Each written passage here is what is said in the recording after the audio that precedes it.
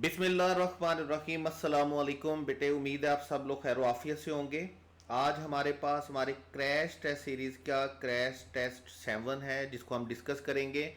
और ये बहुत ही इम्पोर्टेंट टेस्ट है आपका इस हवाले से कि अगर आप लास्ट ईयर्स के पेपर जो है नम्स और एमडी कैट के अगर आप उनका ट्रेंड देखते हैं तो आपको लाजमी तौर पर पेपर में दो तीन क्वेश्चन पंक्चुएशंस के मिलेंगे। आज वाला जो आपका टेस्ट है ये आपके पास 24 क्वेश्चन जो है, इसमें से 5 क्वेश्चन हमारे सेंटेंसेस के हैं और मैं कोशिश करूंगा कि सेंटेंस की जो क्वेश्चंस हैं उसकी हम जो वीडियो है वो अलहदा से रिकॉर्ड करें और पंक्चुएशन वाली अलहदा से रिकॉर्ड करें। यानी कि आज के टेस्ट की आपके पास जो डिस्कशन होगी वो 2 वीडियोज में होगी। तो पहली वीडियो हमारे पास रहेगी पंक्चुएशन की। पंक्चुएशन वैसे तो बेटे आप 6-7 क्लास से पढ़ना शुरू कर देते हैं, 8 क्लास में आके 9th-10th में फर्स्ट ईयर सेकेंड ईयर में हम इनको बड़ा प्रॉपरली थॉरोली पढ़ते हैं। इस टेस्ट की डिस्कशन में मैंने इस टेस्ट को डिजाइन कुछ यूं किया कि खास तौर पर जो हमारे क्वेश्चंस हैं जो एंट्री टेस्ट के लिए बड़े इंपॉर्टेंट है, जो एंट्री टेस्ट में फ्रीक्वेंटली पेपर में आए या एंट्री टेस्ट में एक्सपेक्टेड हैं, या वो रूल्स जो एंट्री टेस्ट में बाज कंपेटिटिव एग्जाम्स में बार बार रिपीट होते हैं, हम उनके ऊपर खास तौर पर हमारा फोकस रहेगा। जैसे देखिए हम स्टार्ट करते हैं, बिस्मिल्लाहिर्रहमानिर्रहीम, अल्लाह का नाम लेकर स्टार्ट करते हैं। क्वेश्चन नंबर 177 है हमारे पास, I need to buy the following groceries. अच्छा, अब एक और बात भी याद रखिएगा। अभी मैं क्या करूंगा, मैं अगर आप इस डिस्कशन से अपने नोट्स बनाना चाहें ना, अगर आप अपने नोट्स बनाना चाहें अपनी पंक्चुएशन की, तो आप बड़े इजीली बना सकते हैं। इजीली किस तरह बना सकते हैं कि मैं जब भी आपको बोलूं कि ये लाइक, अभी फर्ज करें अभी मैं कहूंगा कि बेटे इस क्वेश्चन में आपके पास जो कोलोन है, आप कोलोन का एक बड़ा इंपॉर्टेंट रूल पढ़ेंगे कि कोलोन को यूज किया जाता है लिस्ट के लिए। अब ये रूल आप अपने पास नोट कर सकते हैं कि ये कोलोन का जो रूल नंबर 1 है या कोलोन का यूज 1 है, वो क्या है कि कोलोन यूज किया जाता है लिस्ट को शो करने के लिए, लिस्ट के स्टार्ट करने के लिए। तो इस तरह अगर आप अपने नोट्स बनाना चाहें पंक्चुएशन के तो साथ साथ बनाते जाइएगा, अदरवाइज हम 2-4 जो पंक्चुएशन मार्क्स हैं हर क्वेश्चन में इकट्ठे डिस्कस करते रहेंगे। और मैं बड़े यकीन के साथ और ईमान के साथ कह सकता हूं आपको कि अगर आप ये सारी पंक्चुएशन की जो डिस्कशन है वो लेते हैं तो बिलीव मी आपका पंक्चुएशन का कोई प्रॉब्लम नहीं रहने वाला, ना नम्स में ना ही एमडी कैट में। तो क्वेश्चन नंबर 177 में हमारे पास क्वेश्चन है, I need to buy the following groceries.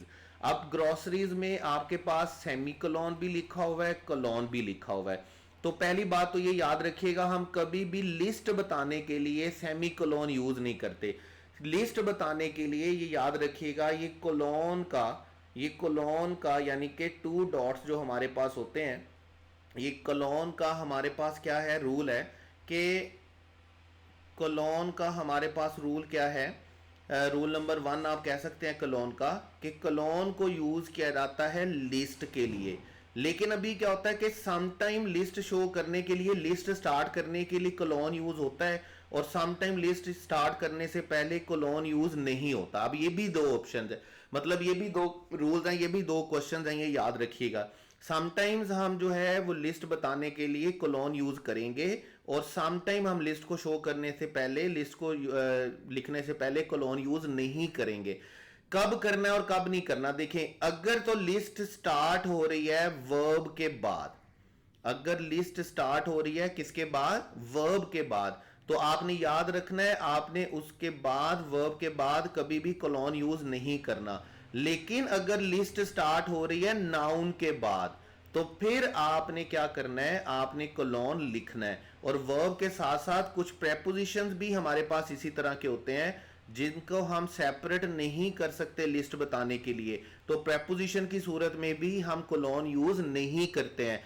Colon use होता है लिस्ट बताने के लिए, हम समटाइम लिस्ट शो करने के लिए कोलॉन यूज करते हैं और हम कोलॉन यूज नहीं भी करते। अगर तो लिस्ट स्टार्ट हो रही है नाउन के बाद तो आपने कोलॉन यूज करना है, अगर लिस्ट स्टार्ट हो रही है वर्ब और प्रेपोजिशन के बाद तो फिर आपने कोलॉन यूज नहीं करना है। अब ये आधा रूल है यहां पे, ठीक है। अब देखिए अगर हम सेंटेंस पढ़ेंगे, हम पढ़ते हैं I need to buy the following groceries.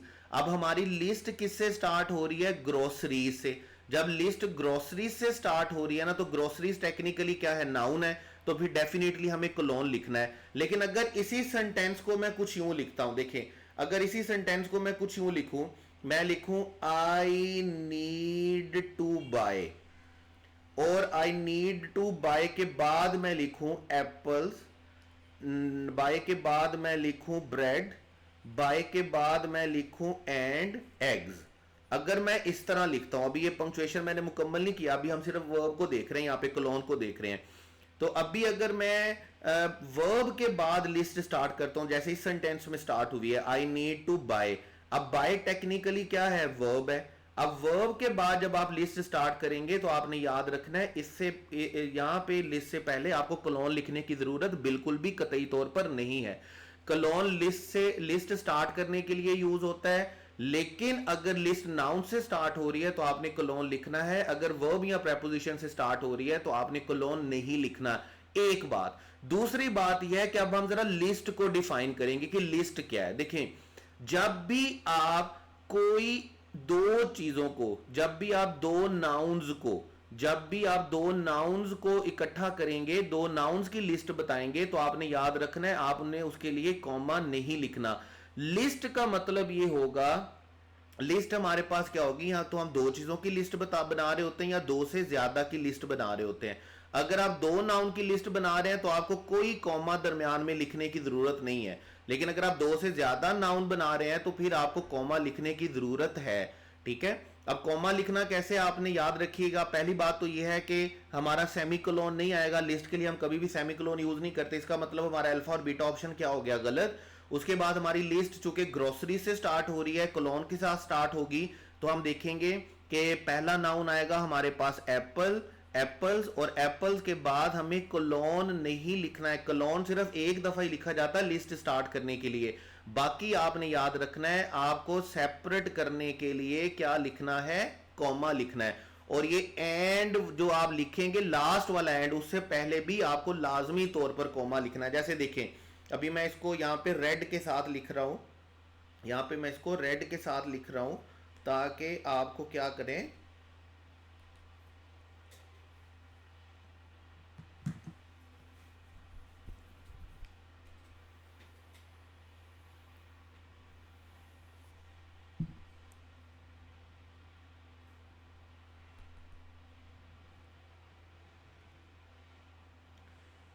देखिए मैं इसको रेड के साथ लिख रहा हूं ताकि ये दोनों एग्जांपल्स को, दोनों जो चीजें लिस्ट के रूल को आप याद रखें। देखें हमारे पास क्या है, अगर मैं लिखता हूं A B C and D, like मैंने चार चीजों की लिस्ट को शो किया। अब जब मैंने चार चीजों की लिस्ट को शो करना है ना, तो कोलोन आएगा या नहीं आएगा ये तो डिपेंड करता है इस बात पे कि लिस्ट नाउन से स्टार्ट हुई है या वर्ब से स्टार्ट हुई है। वर्ब से स्टार्ट हुई है तो नाउन से स्टार्ट हुई है तो कोलोन आएगा, वर्ब या प्रेपोजिशन से स्टार्ट हुई है तो फिर हमने कोलोन नहीं लिखना है। अब कोलोन वाला तो है आधा मामला। उसके बाद आधा मामला क्या है कि जब आप लिस्ट बना रहे हैं तो आप याद रखेंगे आपने पहले के बाद कोमा लिखना है, आपने दूसरे के बाद कोमा लिखना है, और जब आप आखिरी वाले के साथ एंड के साथ जोड़ते हैं आखिरी वाले को, तो आपने एंड से पहले भी कोमा लिखना है, जिसको हम ऑक्सफोर्डियन कोमा बोलते हैं, और ये आपने लिखना याद रखिएगा। तो जब भी आप लिस्ट बनाएंगे आपको दो चीजें देखनी है कि आप कोमा के साथ सारे नाउन्स को अलग कर रहे हैं, हर लिस्ट के हर आर्टिकल को, हर आइटम को अलग कर रहे हैं, और एंड से पहले भी आपको कोमा लिखना है लाजमी तौर पर। जैसे चार्ली ऑप्शन में अगर आप देखेंगे तो एंड से पहले लिखा हुआ है कोमा, और दूसरी बात आपने अपने कोलोन को देखना है। तो जब हम दोनों रूल्स को अप्लाई करेंगे तो हम देखेंगे कि हमारा करेक्ट ऑप्शन कौन सा चलेगा, चार्ली। तो लिस्ट के लिए याद रखिएगा, लिस्ट के लिए कोलोन तब यूज होता है जब लिस्ट नाउन से स्टार्ट होती है, कोलोन तब यूज नहीं होता जब लिस्ट वर्ब से स्टार्ट होती है या प्रेपोजिशन से स्टार्ट होती है। और अगर आप दो से ज्यादा की लिस्ट बना रहे हैं, देखें अगर आप दो की लिस्ट बना रहे हैं ना, जैसे अभी मैं लिख रहा हूं ए एंड बी, अगर आप दो की लिस्ट बना रहे हैं तो फिर आपने एंड से पहले कॉमा नहीं लिखना।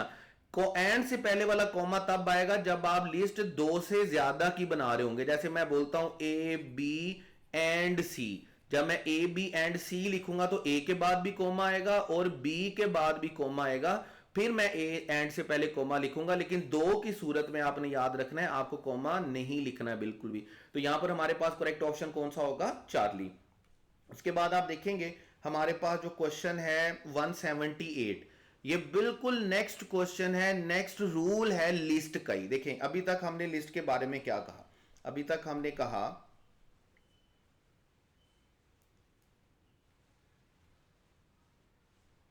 अभी तक हमने लिस्ट के बारे में कहा कि जी लिस्ट स्टार्ट होती है कोलोन से, और कोलोन से तब स्टार्ट होती है जब नाउन से स्टार्ट हो। अगर हम वर्ब या प्रेपोजिशन से लिस्ट को स्टार्ट करेंगे तो फिर हमें कोलोन लिखने की जरूरत नहीं है।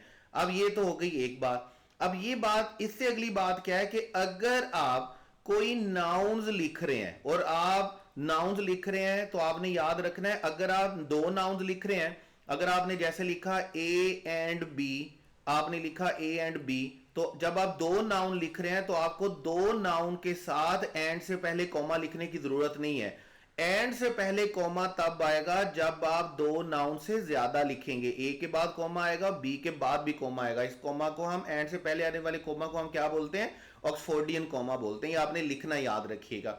लेकिन इसके साथ आपने ये बात याद रखनी है कि जब आप पेयर्स में बात कर रहे हो तो पेयर्स को या आप कॉम्बिनेशन को सेपरेट करने के लिए आप कभी भी कॉमा नहीं लिखते, बल्कि आप कॉम्बिनेशंस या पेयर्स को सेपरेट करने के लिए सेमीकोलन का यूज करते हैं। ये आप याद रखिएगा। पहले वाले सेंटेंस में सिंपल लिस्ट में क्या होता है? सिंपल लिस्ट में आप कोलोन के साथ किसको लिखते हैं? कॉमा को। लेकिन आप यहां पर कोलोन के साथ कॉमा तो लिखेंगे, लेकिन कॉमा लिखने के साथ साथ आपको सेमी कोलोन भी लिखना होगा। क्या करने के लिए? पेयर्स को सेपरेट करने के लिए।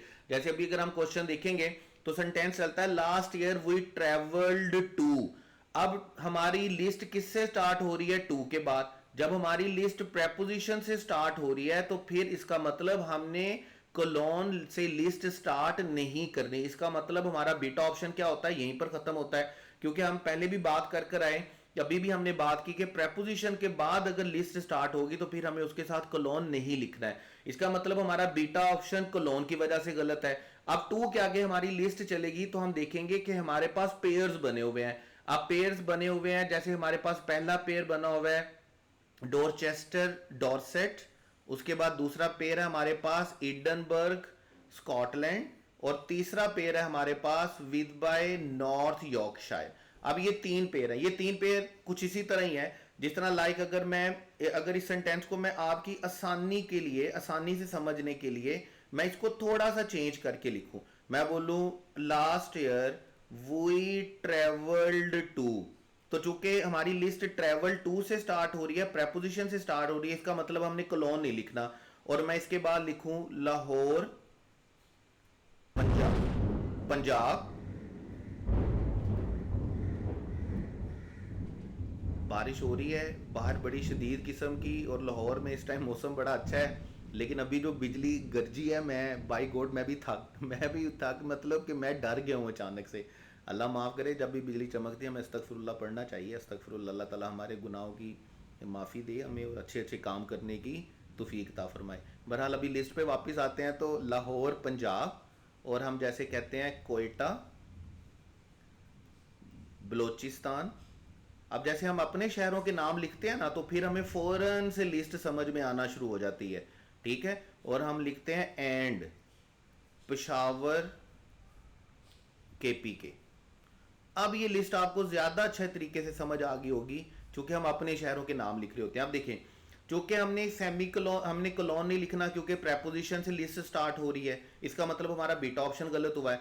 अब एक पेयर हमारे पास क्या है? एक कॉम्बिनेशन क्या है कि पंजाब और कोयटा का एक पेयर है, लाहौर और पंजाब का एक पेयर है, कोयटा और बलोचिस्तान का एक पेयर है, और एंड पेशावर और KPK का।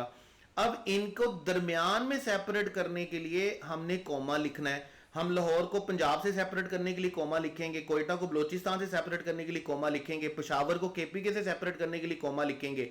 लेकिन हर पेयर को दूसरे पेयर से सेपरेट करने के लिए आपने याद रखना है, आपने सेमीकोलन लिखना है।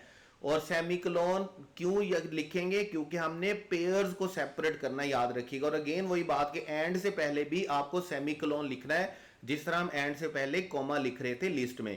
तो हम अपने जरा क्वेश्चन पर आएंगे।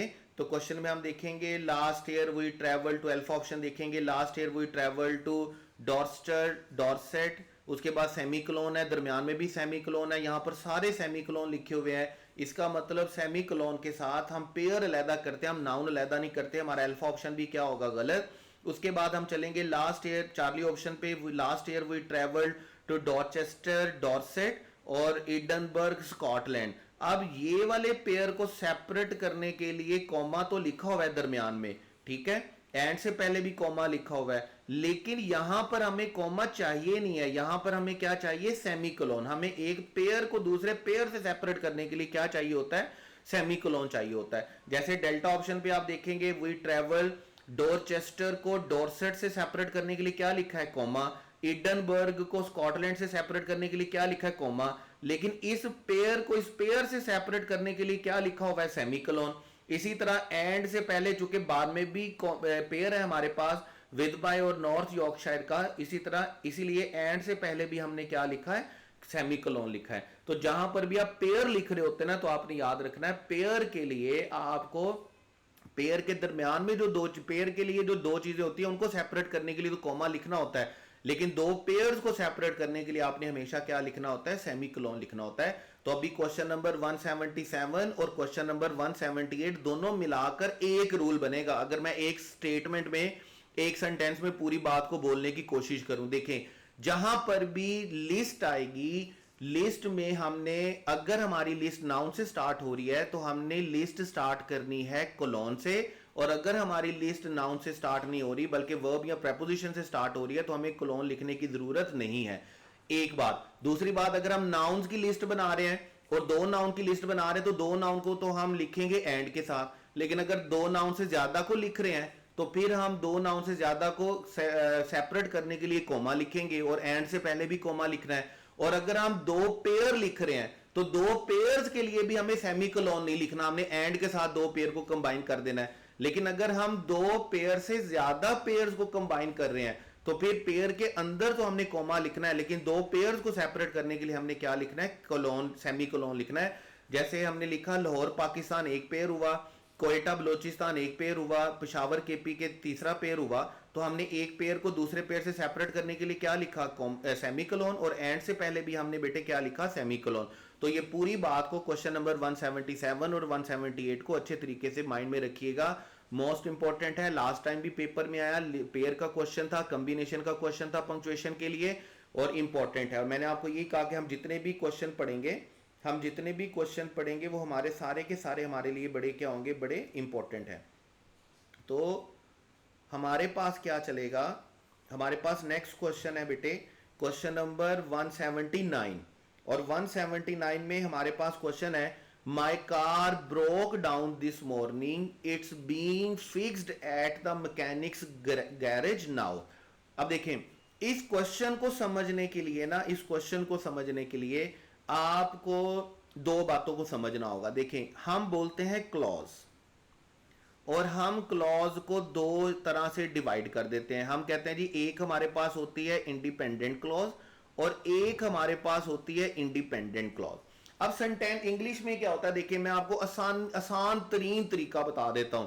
आसान तरीन तरीका क्या बताता हूं कि इंग्लिश में हम दो इंडिपेंडेंट क्लॉजेस को इकट्ठा करते हैं सेंटेंस में, या हम एक इंडिपेंडेंट क्लॉज को और एक डिपेंडेंट क्लॉज को इकट्ठा करते हैं सेंटेंस में। लेकिन इन तीनों को इकट्ठा करने के तरीकाकार हैं। जैसे देखें अगर इंग्लिश में आप दो इंडिपेंडेंट क्लॉजेस को इकट्ठा करना चाहते हैं, अगर आप इंग्लिश में दो इंडिपेंडेंट क्लॉजेस को इकट्ठा करना चाहते हो, और मैं यहां पर थोड़ा सा पहले क्लॉज को भी डिफाइन कर दूं कि याद रखिएगा क्लॉज का मतलब हमारे पास क्या होता है, जिसमें हमारे पास सब्जेक्ट होता है, जिसमें हमारे पास वर्ब होता है, ठीक है। और अगर हमारे पास सब्जेक्ट या वर्ब नहीं है तो फिर हमारे पास क्या होगा, फ्रेज। और अगर इसी क्लॉज को हम बकायदा तौर पर स्टार्ट करें कैपिटल लेटर से और बकायदा तौर पर एंड करें फुल स्टॉप के साथ, मार्क ऑफ एक्सक्लेमेशन के साथ या क्वेश्चन मार्क के साथ, तो फिर यही क्लॉज हमारे पास क्या बन जाता है, सेंटेंस बन जाता है। अभी हम काइंड ऑफ सेंटेंस की बात करेंगे ना एंड वाले क्वेश्चन में, तो ये बात आपको और ज्यादा क्लियर हो जाएगी, वहां पर हम थोड़ा सा इसको डिटेल से भी देखेंगे। बहरहाल अभी ज़हन में रखिएगा कि अगर इंग्लिश में हम दो इंडिपेंडेंट क्लॉजेस को इकट्ठा करना चाहते हैं तो हमारे पास तीन तरीकाकार होते हैं। आप इन तीन तरीकाकार की मदद से आप अपने दो इंडिपेंडेंट क्लॉजेज को इकट्ठा करते हैं। देखें, नंबर वन तरीकाकार क्या होता है, कोऑर्डिनेटिंग कंजंक्शन। आप कंजंक्शन की काइंड में पढ़कर आते हैं कि हमारे पास तीन तरह की कंजंक्शन है, कोऑर्डिनेटिंग कंजंक्शन है, सबऑर्डिनेटिंग कंजंक्शन है और कोरिलेटिव कंजंक्शन है। इसमें जो कोऑर्डिनेटिंग कंजंक्शन है, जैसे जिनको हम बचपन से पढ़ते आ रहे हैं और जिनको हम किस नाम से जानते हैं, जिनको हम बेटे जानते हैं फैन बॉयज के नाम से। किस नाम से जानते हैं, फैन बॉयज के नाम से। जैसे एफ से हमारे पास क्या होता है, फोर, एंड से हमारे पास क्या होता है, ए से क्या होता है एंड, एन से क्या होता है नोर, बी से हमारे पास क्या होता है बट, ओ से हमारे पास क्या होता है और, वाई से हमारे पास क्या होता है येट और एस से हमारे पास क्या होता है सो।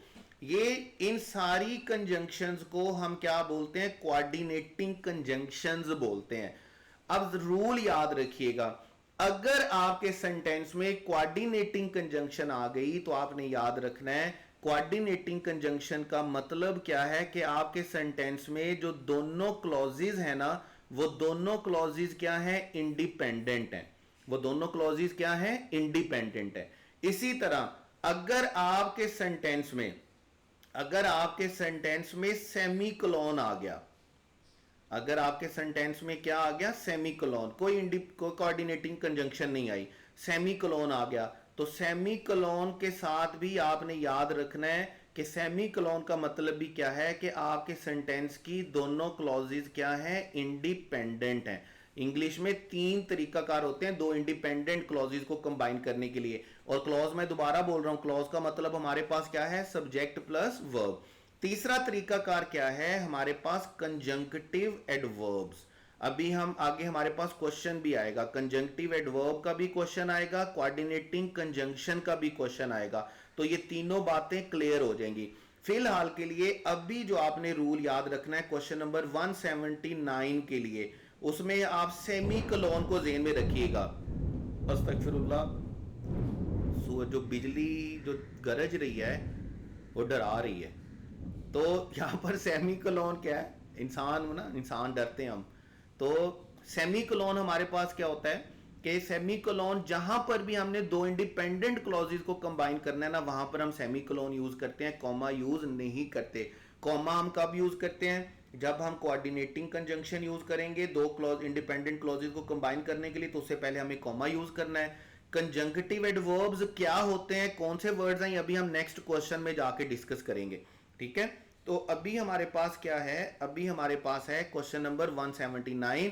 तो हम देखेंगे, देखें, my car broke down this morning, ये एक क्लॉज है, it's being fixed at the mechanics garage now. दो इंडिपेंडेंट क्लॉजेज हैं और दोनों इंडिपेंडेंट क्लॉजेज को सेपरेट करने के लिए, मिलाने के लिए, कंबाइन करने के लिए हम क्या यूज करेंगे, सेमीकोलन। फुल स्टॉप भी यूज हो सकता है, लेकिन ये तब सही होता जब इट्स का फर्स्ट लेटर हमारे पास क्या आता, कैपिटल। अगर ये इट्स का फर्स्ट लेटर कैपिटल आता तो डेल्टा ऑप्शन भी ठीक होता। हम कोलन के साथ दो क्लॉजेज को सेपरेट नहीं करते, हम कॉमा के साथ दो इंडिपेंडेंट क्लॉजेज को सेपरेट नहीं करते, हम सेमीकोलन के साथ दो इंडिपेंडेंट क्लॉजेज को कंबाइन करते हैं, सेपरेट करते हैं। तो यहां पर हमारे पास करेक्ट ऑप्शन कौन सा होगा, अल्फा। जब भी सेंटेंस में आपको दो इंडिपेंडेंट क्लॉजेज मिले, जब आपके पास कोई सबऑर्डिनेटिंग कंजंक्शन ना हो, जब आपके पास कोई कंजंक्टिव एडवर्ब ना हो, जब आपके पास कोई कोऑर्डिनेटिंग कंजंक्शन ना हो, आपने याद रखना है आपने दो इंडिपेंडेंट क्लॉजेज को कंबाइन करने के लिए क्या यूज करना है, सेमीकोलन यूज करना है। तो करेक्ट ऑप्शन 179 में आपके पास क्या होगा, अल्फा। उसके बाद है क्वेश्चन 180, सारा studied hard for one purpose dash to succeed in her college. अब वही बात है, ये लिस्ट का ही एक तरह का रूल है, या आप इसे रूल बोल सकते हैं कि दो क्लॉजेज जो बड़ी क्लोजली एक दूसरे के साथ लिंक्ड होती हैं, हम उनको भी सेपरेट करने के लिए कोलन यूज करते हैं। यहां पर आपको कोलन का सेकंड रूल या कोलन का फर्स्ट रूल ही मिलेगा। जैसे अभी हम लिस्ट तो बता रहे हैं, एक ही चीज की लिस्ट बता रहे हैं, और वो लिस्ट क्या है, सारा studied hard for one purpose. और चूंकि पर्पस नाउन है, तो नाउन के बाद हमें क्या लिखना होगा, कोलन। हम कॉमा से स्टार्ट नहीं कर सकते, सेमीकोलन से स्टार्ट नहीं कर सकते, फुल स्टॉप से स्टार्ट नहीं कर सकते। फुल स्टॉप से स्टार्ट तब करते जब बाद वाला भी इंडिपेंडेंट सेंटेंस होता, लेकिन बाद वाली बात जो है वो पहले वाले से कनेक्टेड है चूंकि, तो इसलिए हमें यहां पर क्या लिखना है, कोलोन लिखना है। करेक्ट ऑप्शन आपके पास बेटे कौन सा चलेगा, बीटा। उसके बाद है आपके पास, हाँ अभी जो मैं बात कर रहा था कंजंक्टिव एडवर्ब्स की, देखिए अगर आपके सेंटेंस में कंजंक्टिव एडवर्ब्स आ रहे हो ना, आप कंजंक्टिव एडवर्ब कैसे आ रहे हो कि आपने इन पहले वर्ड्स को देख ले, मैं 3 4 5 वर्ड्स का आपके लिस्ट के सामने, आपकी स्क्रीन के सामने मैं 3 4 वर्ड्स को देख रहा हूं। जैसे आपके पास हाउएवर का वर्ड है, देयरफॉर का वर्ड है, नेवरदीलेस का वर्ड है, मोर ओवर का वर्ड है, अदरवाइज है, एडिशनली है, कॉन्सिक्वेंटली, ये जितने भी वर्ड्स आपके पास लिखे हुए ना ये कंजंक्टिव एडवर्ब्स हैं। अब आप नाम से ही आपको पता चल रहा है कि ये कंजंक्शंस भी हैं और ये एडवर्ब्स भी हैं।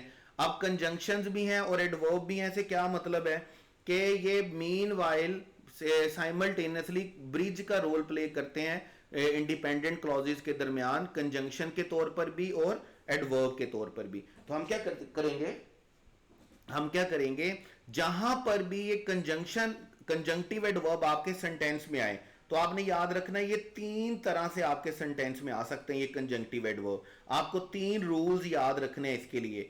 नंबर 1, ये आएंगे सेंटेंस के स्टार्ट में, और ये जहां पर भी सेंटेंस के स्टार्ट में आएंगे ना आपने इनके बाद हमेशा क्या लिखना है, कॉमा। यानी कि अगर हाउएवर सेंटेंस के स्टार्ट में आ जाए तो आपने हाउएवर के बाद कॉमा लिखना है, कॉन्सिक्वेंटली के बाद कॉमा लिखना है, नेवरदीलेस के बाद कॉमा लिखना है, फर्दरमोर के बाद कॉमा लिखना है, देयरफॉर के बाद कॉमा लिखना है। ये सेंटेंस में जहां पर भी आ जाएंगे आपने इनके बाद क्या लिखना है, कॉमा लिखना, याद रखिएगा। दूसरी बात, ये आएंगे सेंटेंस के मिड में, और जब ये सेंटेंस के मिड में आएंगे ना तो फिर 2 सिचुएशन बन सकती हैं। 2 सिचुएशन ये बन सकती हैं कि दोनों तरफ क्लॉज होगी।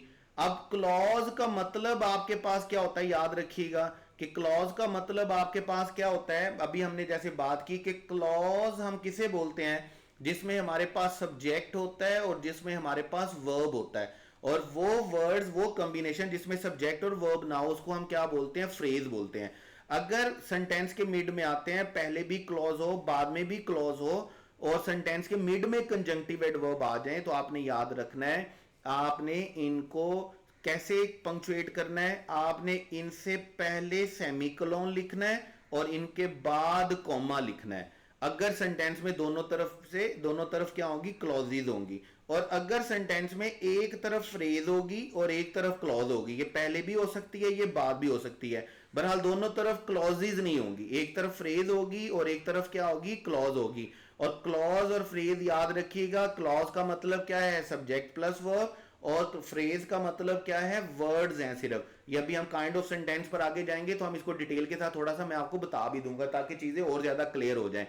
तो अगर एक तरफ फ्रेज और एक तरफ क्लॉज हो तो आपने याद रखना है, आपने कंजंक्टिव एडवर्ब से पहले भी कॉमा लिखना है और कंजंक्टिव एडवर्ब के बाद भी कॉमा लिखना है। अगर एक तरफ क्लॉज होगी एक तरफ फ्रेज होगा तो फिर आपने एक तरफ पहले सेमीकोलन लिखना और बाद में क्या लिखना है, कॉमा। जैसे देखिए अब हम अपने सेंटेंस पर वापस आते हैं, द वेदर ऐप सेड। अब द वेदर ऐप सेड का मतलब क्या है कि सब्जेक्ट भी है और वर्ब भी है, इसका मतलब ये क्या बन गया, क्लॉज।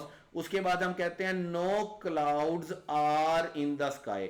अब नो क्लाउड्स आर का मतलब क्या है कि अगेन हमारे पास क्या बन गया, क्लॉज। तो सेकंड वाला रूल हम अप्लाई करेंगे, कंजंक्टिव एडवर्ब अगर सेंटेंस के मिड में आए और दोनों तरफ क्लॉजेज हो तो आपने पहले सेमीकोलन लिखना है और बाद में क्या लिखना है, कॉमा लिखना है। जैसे देखें अल्फा ऑप्शन में पहले भी कोमा लिखा हुआ है बाद में भी कोमा लिखा हुआ है, लेकिन ये तब लिखेंगे जब एक तरफ फ्रेज होगी और एक तरफ क्या होगा, क्लॉज। इसका मतलब हमारा अल्फा ऑप्शन क्या है, गलत।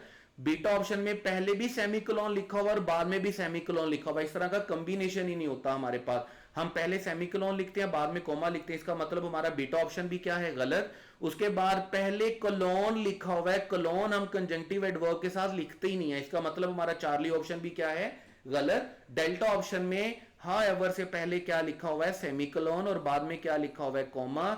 चूंकि दोनों तरफ क्लॉजेज हैं, दोनों इंडिपेंडेंट क्लॉजेज हैं, कंजंक्टिव एडवर्ब है दरमियान में, और जब दोनों तरफ क्लॉजेज हो तो कंजंक्टिव एडवर्ब से पहले आपको सेमीकोलन लिखना है और कंजंक्टिव एडवर्ब के बाद आपको क्या लिखना है, कॉमा। तो करेक्ट ऑप्शन बेटे आपके पास कौन सा चलेगा, डेल्टा। उसके बाद आपके पास है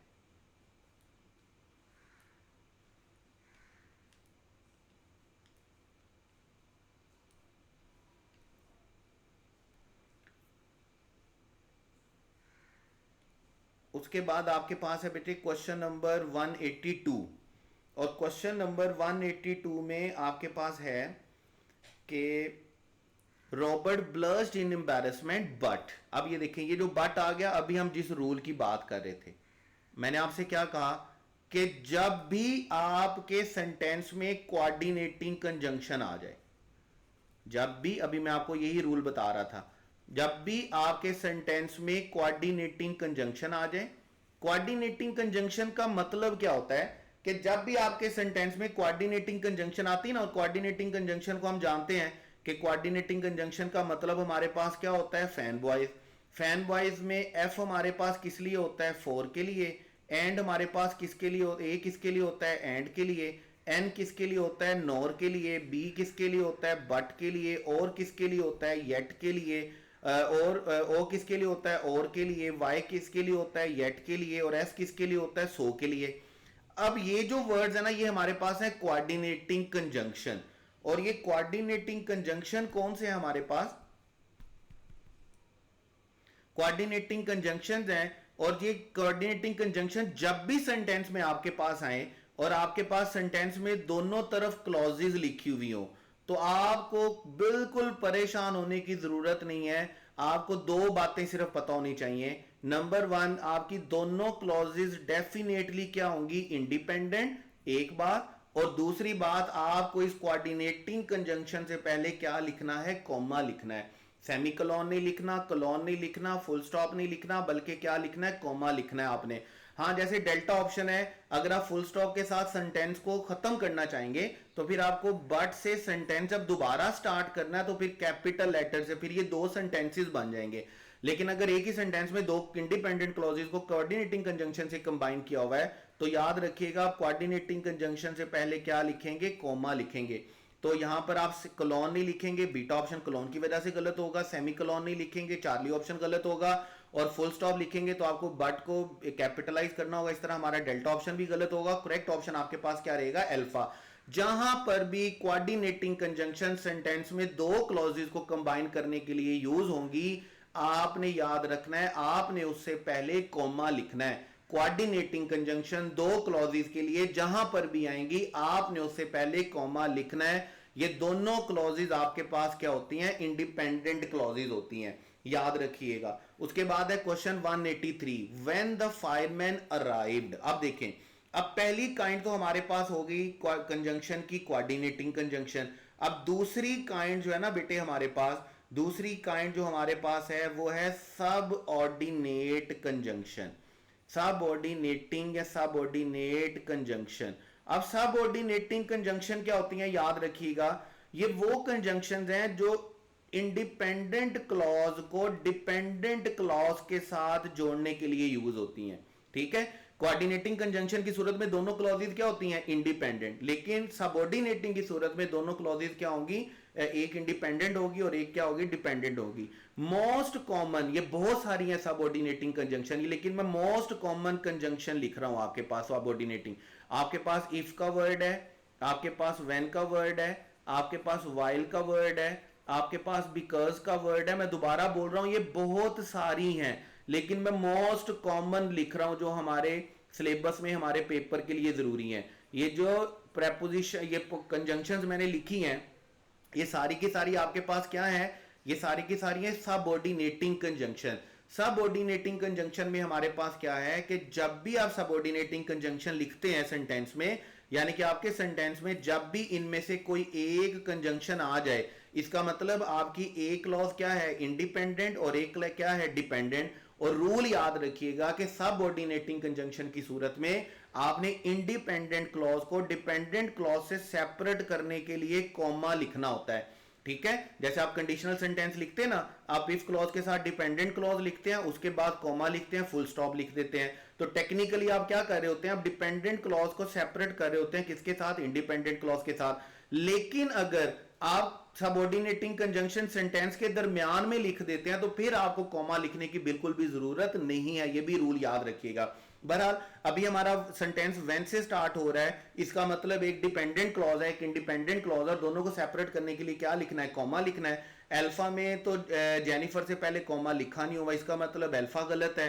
बीटा में जेनिफर से पहले कोलोन लिखा हुआ है, बीटा गलत है। चार्ली में सेमी कोलोन लिखा हुआ है, चार्ली भी गलत है। करेक्ट ऑप्शन बेटे हमारे पास कौन सा रहेगा? डेल्टा। जहां पर भी सबऑर्डिनेट कंजंक्शन सेंटेंस में आएंगे, आपको याद रखना है, आपको दोनों क्लॉजेस को सेपरेट करने के लिए कॉमा लिखना है।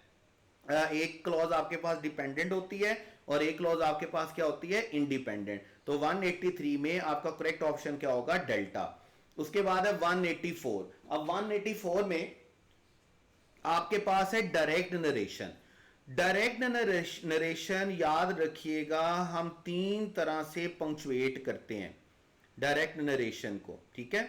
डायरेक्ट नरेशन को हम 3 तरह से पंक्चुएट करते हैं। इसके लिए आपको 3-4 रूल्स इकट्ठे याद रखने हैं, 3-4 बातें जो इकट्ठी याद रखनी है। जैसे देखें, सबसे पहली बात, जो बात इन्वर्टेड कॉमा से बाहर होती है ना, हम उसे क्या बोलते हैं? Reporting speech. जो बात इन्वर्टेड कॉमा से बाहर होती है, हम उसे क्या बोलते हैं? Reporting speech. और जो बात इन्वर्टेड कॉमा के अंदर होती है, उसे हम क्या बोलते हैं? Reported speech. और जब आप मैट्रिक क्लास में डायरेक्ट इनडायरेक्ट पढ़ते हैं, तो आपको पता है कि आप डायरेक्ट को इनडायरेक्ट में चेंज करने के लिए सबसे पहला रूल क्या अप्लाई करते हैं? कि आप इन्वर्टेड कोमा को क्लोज करते हैं। अब ये बात याद रखिए कि जो बात इन्वर्टेड कोमा के अंदर है वो क्या है? Reported speech. और जो बात इन्वर्टेड कोमा के बाहर वो क्या है? Reporting speech. अब आपने याद रखना है कि डायरेक्ट नरेशन 3 तरह से लिखी जाती है। 3 तरह से कैसे लिखी जाती है? कि रिपोर्टिंग स्पीच पहले लिखी गई और इन्वर्टेड कोमा वाली बात बाद में लिखी गई। या समटाइम्स हम क्या करते हैं, दूसरा तरीकाकार क्या होता है कि हम इन्वर्टेड कोमा को पहले लिखते हैं, इन्वर्टेड कोमा वाली बात को पहले लिखते हैं और इन्वर्टेड कोमा के बगैर वाली यानी कि रिपोर्टिंग स्पीच को बाद में लिखते हैं। जैसे यहां पर मैं आई एम इल को पहले लिख देता और ही सेड को बाद में लिख देता। तीसरी बात क्या है कि आप क्या करते हैं हम कुछ रिपोर्टेड स्पीच को पहले लिखते हैं, फिर हम रिपोर्टिंग स्पीच लिखते हैं, फिर हम रिपोर्टेड स्पीच का बकिया हिस्सा लिखते हैं। इसको हम स्प्लिट करके लिखते हैं रिपोर्टेड स्पीच को। अब ये 3 तरीकाकार आपने याद रखने हैं जिसमें डायरेक्ट नरेशन लिखी जाती है। और इसमें से हमारे पास जो सेंटेंस आया है वो तीसरी तरह का तरीकाकार है। तीसरी तरह का तरीकाकार क्या है कि टिफनी सेड, ये दरमियान में लिखा हुआ है, कुछ रिपोर्टेड स्पीच पहले लिखी हुई है और बाकी रिपोर्टेड स्पीच कहां पर लिखी हुई है? बाद में। तो आपको 2-3 रूल याद रखने हैं। 2-3 रूल कैसे याद रखने हैं? जब भी आप रिपोर्टिंग और रिपोर्टेड स्पीच लिखते हैं, तो रिपोर्टिंग और रिपोर्टेड स्पीच को सेपरेट करने के लिए आपने हमेशा कॉमा लिखना, याद रखिएगा। आपको हमेशा क्या लिखना है? कॉमा। जैसे अभी मैंने ही सेड के बाद क्या लिखा? कॉमा। अगर इस सेंटेंस को मैं कुछ यूं लिखता, आई एम इल, फिर कोमा लिखता, इन्वर्टेड कोमा, और फिर मुझे क्या लिखना पड़ता? He said. आप अगर रिपोर्टेड स्पीच बाद में लिख रहे हैं तो आपको कोमा लिखना है, आप रिपोर्टिंग स्पीच बाद में लिख रहे हैं, आपको दोनों को सेपरेट करने के लिए कोमा लिखना है। और अगर आप कुछ हिस्सा बाद में लिख रहे हैं, कुछ पहले लिख रहे हैं, तो फिर आपको दोनों रिपोर्टेड स्पीच को सेपरेट करने के लिए क्या लिखना है? कोमा लिखना, याद रखिएगा। नंबर 1। अब कोमा के साथ नंबर 2 आपने जो याद रखना है, मैं वो येलो के साथ लिख रहा हूं, कैपिटलाइजेशन। कि आपने कैपिटल करना है कुछ वर्ड्स को। और कुछ वर्ड में क्या मतलब है कि आप सेंटेंस तो हमेशा कैपिटल लेटर से स्टार्ट करते हैं, वो तो अंडरस्टूड है। लेकिन जब भी आप रिपोर्टेड स्पीच स्टार्ट करेंगे इन्वर्टेड कोमा के साथ, तो आपका रिपोर्टेड स्पीच का फर्स्ट लेटर भी क्या होना चाहिए? कैपिटल होना चाहिए। जैसे जहां जहां पर कैपिटल होना चाहिए वहां पर मैं कैप लिखूंगा। जैसे नंबर 1 में जब हम इन्वर्टेड कोमा बाद में लिखते हैं तो इन्वर्टेड कोमा का फर्स्ट लेटर हमारे पास क्या होना चाहिए? कैपिटल। जब हम इन्वर्टेड कोमा पहले लिखते हैं नंबर 2 में, तो हमारा फर्स्ट लेटर क्या होना चाहिए? कैपिटल। लेकिन जब हम रिपोर्टेड स्पीच को स्प्लिट करके लिखते हैं, तो हमने यहां पे तो फर्स्ट लेटर कैपिटल लिखना है। लेकिन जब हम दोबारा रिपोर्टेड स्पीच स्टार्ट करेंगे, दोबारा इन्वर्टेड कोमा स्टार्ट करेंगे, तो याद रखिएगा दोबारा आपने अपनी रिपोर्टेड स्पीच को कैपिटल लेटर से स्टार्ट नहीं करना है। याद रखिएगा, आपने सिर्फ रिपोर्टेड स्पीच को एक दफा कैपिटलाइज करना होता है, दो दफा कैपिटलाइज नहीं करना होता। अब जरा सेंटेंस पर वापस आइएगा। अल्फा ऑप्शन में इन्वर्टेड कोमा से सेंटेंस स्टार्ट हुआ, उसके बाद अब कैपिटल किया गया, कोई प्रॉब्लम नहीं है, इन्वर्टेड कॉमा पे खत्म हुआ, उसके बाद कॉमा आ गया, टिफनी कैपिटल सही किया हुआ है क्योंकि वो प्रॉपर नाउन है, उसको कैपिटल करना चाहिए। और यहाँ पर भी सही कैपिटलाइज कॉमा लिखा हुआ है, इन्वर्टेड कॉमा है, और दा का हमने टी जो है वो कैपिटलाइज नहीं करना है। तो हमें अल्फा ऑप्शन में बज़ाहिर तौर पर कोई प्रॉब्लम नजर नहीं आ रही, लेकिन हम बाकी ऑप्शन सेंटेंसेस में जरूर देखेंगे कि प्रॉब्लम कहां कहां पर है। जैसे देखिए बीटा ऑप्शन में तो टिफनी कोई कैपिटलाइज नहीं किया गया, डेल्टा में भी टिफनी कोई कैपिटलाइज नहीं किया गया, बीटा में ओ को कैपिटलाइज नहीं किया गया, जबकि वंस का ओ क्या होना चाहिए, कैपिटलाइज होना चाहिए। चार्ली में एक और प्रॉब्लम क्या है कि चार्ली में प्रॉब्लम क्या है कि बाकी तो कोई प्रॉब्लम नहीं है, लेकिन जब दोबारा रिपोर्टेड स्पीच स्टार्ट की गई है तो द जो है वो कैपिटल है, जबकि द को कैपिटल नहीं होना चाहिए। जैसे मैंने अभी आपको बताया, जब आप रिपोर्टेड स्पीच दोबारा से स्प्लिट करके लिखते हैं और दोबारा से रिपोर्टेड स्पीच पर आते हैं तो फिर आप फर्स्ट लेटर कैपिटल नहीं लिखते, आपने सिर्फ फर्स्ट लेटर कैपिटल लिखना होता है रिपोर्टेड स्पीच का। जब दोबारा रिपोर्टेड स्पीच पर आएंगे तो आपको इसे कैपिटलाइज करने की जरूरत नहीं है। तो ये कैपिटल लेटर के लिए, कॉमा के लिए और इन्वर्टेड कॉमा के लिए तो 3-4 रूल्स का कॉम्बिनेशन है। ये आपने बड़े अच्छे तरीके से इसको समझना है, याद रखना है। यहां पर हमारे पास करेक्ट ऑप्शन बेटे कौन सा रहेगा, अल्फा। उसके बाद है हमारे पास बेटे क्वेश्चन नंबर 185 है द डिटेक्टिव सेड। अब जब हमने रिपोर्टेड स्पीच को रिपोर्टिंग स्पीच से सेपरेट करना है तो हमें सेड के बाद क्या लिखना है, कॉमा, जबकि बीटा में कॉमा नहीं लिखा हुआ, डेल्टा में कॉमा नहीं लिखा हुआ। इसका मतलब हमारा बीटा और डेल्टा में एरर है कि डेल्टा और बीटा में सेड के बाद क्या होना चाहिए था, कॉमा होना चाहिए था। I am sure who perform the murder. ठीक है, अब देखिए ये हमने बड़ा इंपॉर्टेंट रूल है, हमने पढ़े WH इंट्रोगेटिव वर्ड, और WH इंट्रोगेटिव वर्ड कौन से हैं, हमारे पास जितने भी WH फैमिली वर्ड्स हैं, हमारे पास वाई का वर्ड है, हमारे पास वेयर का वर्ड है, हमारे पास हाउ का वर्ड है, हमारे पास व्हेन का वर्ड है। 8 वर्ड्स हैं हमारे पास, और इन 8 वर्ड्स को हम क्या बोलते हैं, इंट्रोगेटिव प्रोनाउंस भी बोलते हैं और इंट्रोगेटिव एडजेक्टिव भी बोलते हैं। और इंट्रोगेटिव प्रोनाउंस क्यों बोलते हैं या एडजेक्टिव क्यों बोलते हैं, क्योंकि ये क्वेश्चन पूछने के लिए यूज होते हैं। ठीक है, उसके बाद हमारे पास हु का वर्ड है और हमारे पास हुज का वर्ड है। ये सारे वर्ड्स को हम क्या बोलेंगे, WH फैमिली मेंबर्स।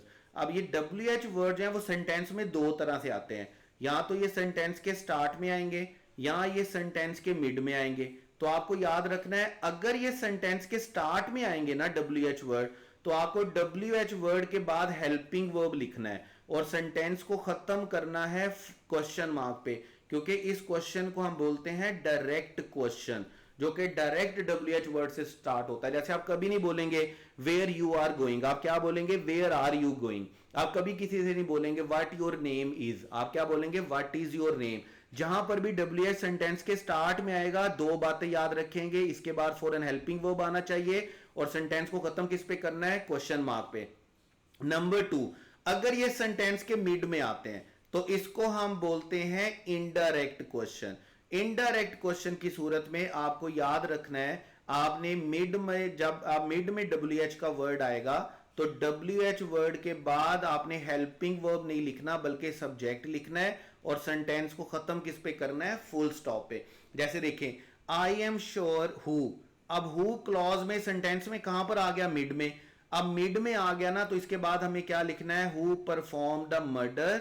अब सब्जेक्ट होता तो हम जरूर सब्जेक्ट लिखते, सब्जेक्ट नहीं है तो वर्ब आ गया परफॉर्म द मर्डर। लेकिन चूंकि ये इनडायरेक्ट क्वेश्चन है, ठीक है, WH का वर्ड सेंटेंस के मिड में है, तो फिर हम इसके लिए क्वेश्चन मार्क नहीं लिखेंगे बल्कि हमें क्या लिखना होगा, फुल स्टॉप। क्वेश्चन मार्क के साथ हमारा सेंटेंस क्या होगा, गलत। जैसे देखिए, अगर मैं एक एग्जांपल आपको कोट कर दूं, फर्ज करिए अगर मैं लिखता हूं वेयर यू आर गोइंग, ठीक है, और अगर इस सेंटेंस को मैं खत्म कर देता हूं फुल स्टॉप के साथ, तो इस सेंटेंस में टेक्निकली 2 एरर हैं। 2 एरर कैसे हैं कि वेयर से सेंटेंस स्टार्ट हो रहा है तो आर पहले आना चाहिए, दूसरी बात सेंटेंस को फुल स्टॉप पे खत्म नहीं होना चाहिए बल्कि किस पे खत्म होना चाहिए, क्वेश्चन मार्क पे खत्म होना चाहिए। सेंटेंस कैसे चलेगा, वेयर यू आर गोइंग नहीं होगा बल्कि क्या होगा, वेयर आर यू गोइंग। और अगर यही सेंटेंस कुछ यूं होता, ही आस्क्ड वेयर, अब चूंकि ही आस्क्ड वेयर है तो फिर हम वेयर वर यू गोइंग नहीं लिखेंगे बल्कि हम क्या लिखेंगे, वेयर यू वर गोइंग। और इसको हम फुल स्टॉप पे खत्म करेंगे, हम इसे क्वेश्चन मार्क पे खत्म नहीं करेंगे, क्योंकि ये इनडायरेक्ट क्वेश्चन है और यहाँ पर WH का वर्ड सेंटेंस के मिड में आता है, सेंटेंस के स्टार्ट में नहीं आता, याद रखिएगा। तो 185 में हमारा करेक्ट ऑप्शन बेटे कौन सा होगा? अल्फा। उसके बाद है 186, वो मोस्ट इंपॉर्टेंट क्वेश्चन है क्वेश्चन मार्क का और इन्वर्टेड कोमा का। देखें रूल मैं आपको पहले एक्सप्लेन थोड़ा कर देता हूं। समटाइम्स हम क्या करते हैं कि हम इन्वर्टेड कोमा को क्लोज करते हैं और क्लोज करने पर हम क्वेश्चन मार्क इन्वर्टेड कोमा के अंदर लिखते हैं, और सम टाइम्स हम इन्वर्टेड कोमा को क्लोज करते हैं और क्वेश्चन मार्क कहां पर लिखते हैं? इन्वर्टेड कोमा के बाहर लिखते हैं। ये दो तरीकाकार होते हैं हमारे पास इन्वर्टेड कोमा को क्लोज करने के लिए क्वेश्चन सेंटेंस के लिए। रूल बड़ा सिंपल है। देखें अगर तो क्वेश्चन रिपोर्टिंग स्पीच में पूछा जा रहा है, अगर तो क्वेश्चन रिपोर्टेड स्पीच में पूछा जा रहा है तो फिर क्वेश्चन मार्क अंदर आएगा, और अगर क्वेश्चन रिपोर्टिंग स्पीच में पूछा जा रहा है तो क्वेश्चन मार्क कहां पर आएगा? बाद में आएगा। मैं आपको आसानी के साथ एक्सप्लेन कर देता हूं। अगर क्वेश्चन इन्वर्टेड कोमा के अंदर पूछा जा रहा है तो फिर आपने क्वेश्चन मार्क भी इन्वर्टेड कोमा के अंदर लिखना है, और अगर क्वेश्चन इन्वर्टेड कोमा के बाहर पूछा जा रहा है तो फिर आपने क्वेश्चन मार्क भी इन्वर्टेड कोमा के बाहर लिखना है। जैसे क्वेश्चन देखिएगा, डज डॉक्टर लिम, और डॉक्टर लिम में जितने भी हम क्लिप फॉर्म लिखते हैं, जितने भी हम डेजिग्नेशन का शॉर्ट फॉर्म लिखते हैं, हम उसको फुल स्टॉप के साथ लिखते हैं। तो डॉक्टर में पहली बात है, डॉक्टर में क्या होना चाहिए? फुल स्टॉप होना चाहिए। तो अल्फा डेल्टा में लिखा हुआ, does doctor Lim always say to her student you must work hard. अब अगर आप रिपोर्टेड स्पीच देखेंगे ना, इन्वर्टेड कोमा के अंदर वाली बात को देखेंगे, तो इन्वर्टेड कोमा के अंदर वाली बात में क्वेश्चन नहीं पूछा गया, क्वेश्चन पूछा गया इन्वर्टेड कोमा के बाहर कि डज मिस्टर लीम ऑलवेज से टू हर। जैसे फर्ज करें, अगर मैं सेंटेंस लिखता हूं, अगर मैं लिखता हूं he said do you know him. अब मुझे बताइएगा फटाफट से कि ये क्वेश्चन जो क्वेश्चन है ये इन्वर्टेड कोमा के बाहर पूछा गया या इन्वर्टेड कोमा के अंदर पूछा गया है? इन्वर्टेड कोमा के बाहर तो डिक्लेरेटिव सेंटेंस है ही सेड, लेकिन क्वेश्चन कहां पर पूछा जा रहा है? इन्वर्टेड कोमा के अंदर। तो मैं क्वेश्चन मार्क भी कहां पर लिखूंगा? इन्वर्टेड कोमा के अंदर, और फिर इन्वर्टेड कोमा को क्लोज करूंगा। अगर क्वेश्चन बाहर पूछा गया होता, जैसे फर्ज करें मैं बोलता हूं, अगर इसी सेंटेंस को मैं यूं चेंज करूं, मैं बोलता हूं do you know inverted coma start he is an honest man. अब जरा मुझे फटाफट से बताइएगा, क्वेश्चन इन्वर्टेड कोमा के अंदर पूछा गया है या क्वेश्चन इन्वर्टेड कोमा के बाहर? तो इन्वर्टेड कोमा के अंदर तो कहा गया है he is an honest man, ये कोई क्वेश्चन नहीं है। क्वेश्चन क्या है? Do you know. इसका मतलब क्वेश्चन इन्वर्टेड कोमा के बाहर पूछा गया है, तो हम इन्वर्टेड कोमा भी पहले लिखेंगे और क्वेश्चन मार्क भी कहां पर लिखेंगे? इन्वर्टेड कोमा के बाहर।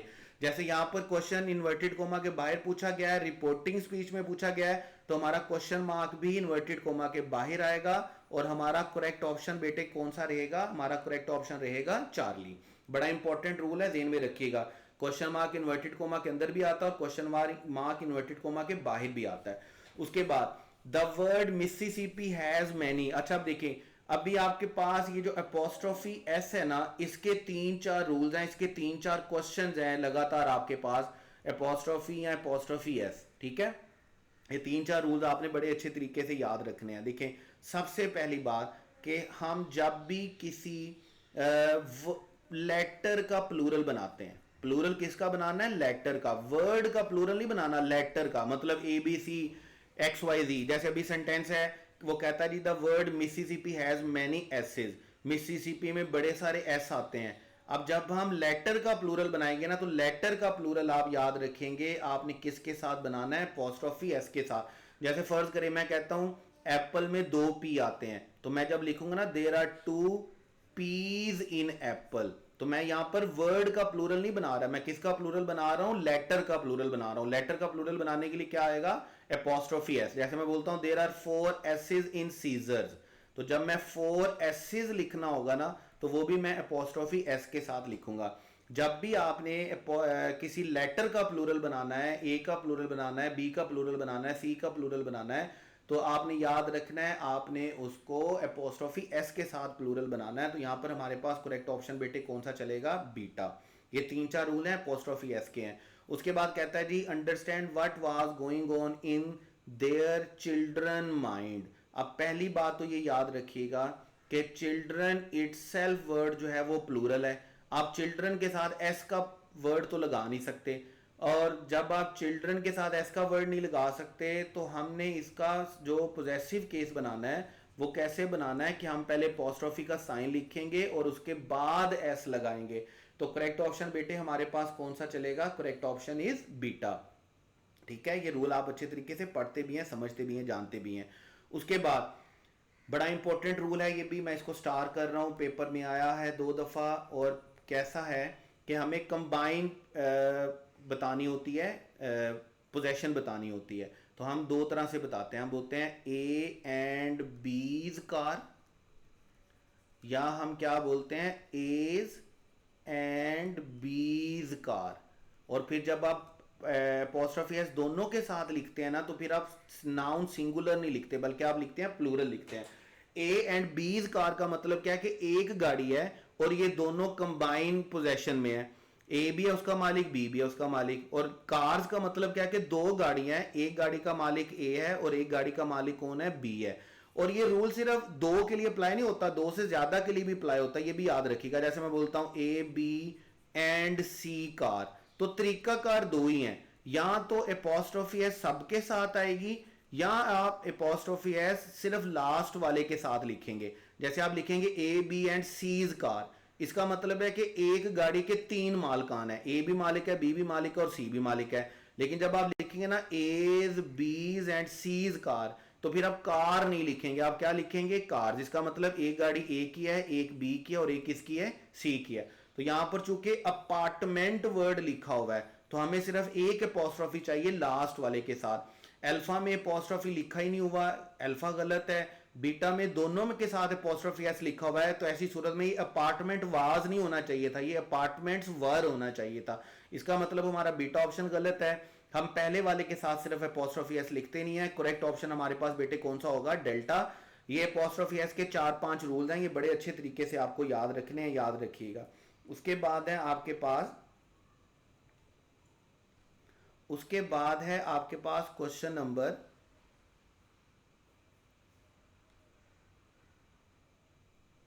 190। और 190 में आपके पास क्या है बेटे कि who's having the party tonight. अब देखिए क्लिप फॉर्म हम लिखते हैं अपोस्ट्रोफी एस के साथ, जैसे हम अगर लिखेंगे ही इज, तो एक रूल तो याद रखिएगा, आप कभी भी अपोस्ट्रोफी एस के साथ किसी भी प्रोनाउन का पोजेसिव केस नहीं बनाते, याद रखिएगा। अपोस्ट्रोफी एस के साथ कभी भी किसी प्रोनाउन का पोजेसिव केस नहीं बनता है। ही इज का मतलब या तो ही इज हो सकता है या क्या हो सकता है, ही वाज, ये दोनों ही हो सकते हैं, हम पोजेसिव केस लिखते हैं। अब पहली बात हमने यहाँ पे ये देखना है कि हमें हुज लिखना है या हु लिखना है। Dash having the party tonight, तो एक्चुअल में जो हमें हु वर्ड चाहिए वो क्या चाहिए, हु, क्योंकि हुज तो किसी पोजेशन के लिए यूज होता है। और हु का जो हम अपोस्ट्रोफी केस लिखते हैं वो क्या लिखेंगे, who is having the party tonight. Correct option आपके पास कौन सा चलेगा, अल्फा। ठीक है, तो इसके साथ एक और बात भी याद रखिएगा, सम टाइम होता है हमारे पास, हम जैसे वर्ड लिखते हैं somebody else, हम लिखते हैं anybody else, जब हमने इनका पोजेसिव केस बनाना होता है ना तो आपने याद रखना है, ऐसी सूरत में आपने अपोस्ट्रोफी एस एल्स के साथ लिखना है, आपने एनीबॉडी या समबॉडी के साथ नहीं लिखना। अगर ये सिर्फ समबॉडी होगा, जैसे मैं बोलता हूं दिस इज समबॉडीज प्रॉब्लम, तो फिर मैं अपोस्ट्रोफी इसके साथ लिखूंगा। लेकिन अगर मैं इसको बोलता हूं somebody else's प्रॉब्लम, तो फिर मुझे अपोस्ट्रोफी एस जो है वो somebody के साथ नहीं लिखना, फिर मुझे अपोस्ट्रोफी एस किसके साथ लिखना है, else के साथ लिखना है। ये याद रखिएगा रूल, ये भी एक रूल है। उसके बाद है 191, I am preparing for my dash visit. जब भी आप हाइफनेटेड नाउन लिखते हैं तो आपने याद रखना है पोजेशन बताने के लिए अपोस्ट्रोफी एस हमेशा कहां पर आता है, लास्ट में। 2 बातें होती हैं, अगर आप प्लूरल बनाना चाहते हैं तो प्लूरल बनाने के लिए आप प्रिंसिपल वर्ड के साथ एस का एडिशन करते हैं, अपोस्ट्रोफी एस का नहीं, एस का। जैसे फर्ज करें अगर मैं बोलता हूं टीचर इंचार्ज, तो टीचर इंचार्ज का प्लूरल कैसे बनेगा? टीचर्स इंचार्ज, ठीक है। लेकिन अगर मुझे इसकी पोजेशन बतानी है, तो मुझे पोजेशन बताने के लिए मुझे इसके लास्ट में, इसके एंड में अपोस्ट्रोफी एस लिखना होगा। जैसे मैं टीचर इंचार्ज ऑर्डर्स, ठीक है, मैं अपोस्ट्रोफी एस कहां पर लिखूंगा? लास्ट में। मदर्स के साथ अपोस्ट्रोफी एस नहीं आ सकता, मदर के साथ अपोस्ट्रोफी एस नहीं आ सकता, डेल्टा में अपोस्ट्रोफी एस लिखा ही नहीं होगा। करेक्ट ऑप्शन आपके पास बेटे कौन सा होगा? Mother in law's visit. जब भी आपने हाइफनेटेड नाउन, हाइफनेटेड एडजेक्टिव की आपने पोजेशन बतानी है, तो पोजेशन बताने के लिए अपोस्ट्रोफी एस हमेशा कहां पर आएगा? उसके लास्ट में आएगा। तो 191 में हमारा करेक्ट ऑप्शन कौन सा होगा? चार्ली। उसके बाद है 192, they asked what time the department store would open. और ये भी वही रूल है जो भी मैं WH फैमिली वर्ड वाला आपको बता रहा था। WH वर्ड सेंटेंस में कहां पर आया? मिड में। मिड में आया तो इसका मतलब ये कौन सा क्वेश्चन है? ये इनडायरेक्ट क्वेश्चन है। दो बातों का ख्याल रखना है। दो बातों का क्या ख्याल रखना है? इसके बाद सब्जेक्ट आना चाहिए, हेल्पिंग वर्ब नहीं आना चाहिए, और सेंटेंस को फुल स्टॉप पे खत्म करना है, सेंटेंस को क्वेश्चन मार्क पे खत्म नहीं करना। तो करेक्ट ऑप्शन बेटे हमारे पास कौन सा चलेगा? बीटा। उसके बाद है which punctuation is used to combine two independent clauses. मैंने अभी आपको बताया जब भी दो इंडिपेंडेंट क्लॉजेज को कंबाइन करना होता है, तो इंडिपेंडेंट क्लॉजेज को कंबाइन करने के लिए अगर आप सिर्फ पंक्चुएशन का रखेंगे, पंक्चुएशन यूज करेंगे, तो आप कौन सी पंक्चुएशन यूज करेंगे? सेमीकोलन। अगर आप कोऑर्डिनेटिंग कंजंक्शन यूज करेंगे, तो कोऑर्डिनेटिंग कंजंक्शन के साथ आपको क्या यूज करना है? कोमा। अगर आप कंजंक्टिव एडवर्ब यूज करेंगे, तो कंजंक्टिव एडवर्ब से पहले आपको सेमीकोलन यूज करना और बाद में क्या यूज करना है? कोमा। दो इंडिपेंडेंट क्लॉजेस को कंबाइन करने के इंग्लिश में तीन ही तरीकाकार होते हैं। या आप सेमीकोलन यूज करते हैं, या आप कोऑर्डिनेटिंग कंजंक्शन के साथ कॉमा यूज करते हैं, या आप कंजंक्टिव एडवर्ब के साथ सेमीकोलन और कॉमा यूज करते हैं। तो चूंकि यहां पे सिर्फ पंक्चुएशन लिखा हुआ है, यहाँ पे कंजंक्टिव एडवर्ब और कोऑर्डिनेटिंग कंजंक्शन का जिक्र नहीं है, तो हमारे पास करेक्ट ऑप्शन बेटे कौन सा आएगा? Delta semicolon. उसके बाद है which does not and the sentence. Sentence के बारे में याद रखिएगा कि सेंटेंस हमेशा स्टार्ट किससे होता है? कैपिटल लेटर से, और एंड होता है तीन पंक्चुएशन मार्क के साथ, या तो फुल स्टॉप के साथ, या मार्क ऑफ एक्सक्लेमेशन के साथ, या क्वेश्चन मार्क के साथ। इन तीन मार्क्स के अलावा, पंक्चुएशन मार्क्स के अलावा हम किसी के साथ सेंटेंस को खत्म नहीं करते हैं। तो किसके साथ खत्म होता है? मार्क ऑफ एक्सक्लेमेशन के साथ तो खत्म होता है, इसका मतलब हमारा इनकरेक्ट आंसर है। फुल स्टॉप के साथ भी खत्म होता है, क्वेश्चन मार्क के साथ भी खत्म होता है। किसके साथ खत्म नहीं होता है हमने ये बताना है, इसलिए हमारा करेक्ट ऑप्शन बेटे कौन सा होगा? सेमीकोलन। उसके बाद हमारे पास है क्वेश्चन नंबर 195, लेकिन मैं यहां पर 195 पे रोक रहा हूं इसको। 194 तक जो हमारे क्वेश्चंस हैं वो सारे के सारे पंक्चुएशंस के हैं, और वो ये वो रूल्स हैं जो आपके पेपर पॉइंट ऑफ व्यू के लिए बड़ी इंपॉर्टेंट है। ये जो इससे आगे क्वेश्चन है 195 टू 200 तक, ये जो क्वेश्चंस हैं ये आपके पास हैं काइंड्स ऑफ सेंटेंस से रिलेटेड। तो मैं पर्सनली ये चाहता हूं कि मैं उनकी एक अलहदा से वीडियो रिकॉर्ड करूं जिसमें मैं आपको फ्रेज, क्लॉज, सेंटेंस का डिफरेंस बताऊं, उसके बाद डिपेंडेंट इंडिपेंडेंट क्लॉज का बताऊं, ताकि आपके पंक्चुएशन वाले रूल्स भी क्लियर हो जाएं और ज्यादा अच्छे तरीके से, और आपके काइंड ऑफ सेंटेंसेस वाले भी। तो आपने इस सारी डिस्कशन को बड़े अच्छे तरीके से देखना है, और इसके बाद जो नेक्स्ट पार्ट आएगा इसी डिस्कशन का पार्ट 2 जो काइंड्स ऑफ सेंटेंस से रिलेटेड होगा, वो भी आपने बड़े अच्छे तरीके से समझना। उससे ना सिर्फ आपके काइंड्स ऑफ सेंटेंसेस के रूल्स अच्छे से होंगे, बल्कि आपके पंक्चुएशन के रूल्स भी और ज्यादा अच्छे तरीके से आपको क्लियर हो जाएंगे। Wish you all the best. अच्छे से टेस्ट किया करें, रिजल्ट बताते रहा करें, राब्ते में रहा करें, क्वेश्चन पूछते रहा करें जो बात समझ में नहीं आए। Wish you all the best. अल्लाह हाफिज बेटे।